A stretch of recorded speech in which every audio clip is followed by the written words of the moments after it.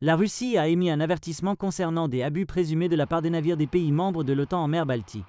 La porte-parole du ministère russe des Affaires étrangères, Maria Zakharova, a déclaré lors d'une conférence de presse que l'activité se déroule sous le couvert de la mission de patrouille maritime de l'Alliance. La mission de l'OTAN Baltic Sentry a commencé le 14 janvier, les pays membres ayant convenu de déployer une flotte au large des côtes de l'Estonie pour protéger les câbles de communication sous-marins essentiels après de nombreux incidents de sabotage. L'avertissement de la Russie concernant la surveillance des abus présumés de la flotte est susceptible d'escalader davantage le conflit entre Moscou et l'Occident dans une région que les deux parties considèrent comme critique pour leurs intérêts stratégiques.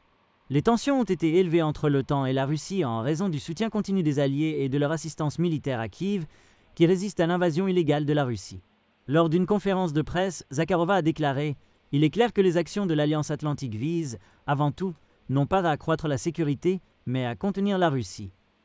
Nous parlons d'un effort non coordonné avec la Russie et d'autres partenaires internationaux intéressés pour créer des barrières artificielles au transport en Baltique », a-t-elle déclaré, laissant également entendre que l'Alliance enfreint le droit international en protégeant les câbles sous-marins car ils ne sont pas inscrits dans les lois de la liberté de navigation. Selon elle, la Russie surveillera de près la situation en mer Baltique et répondra de manière appropriée aux abus des navires de l'OTAN.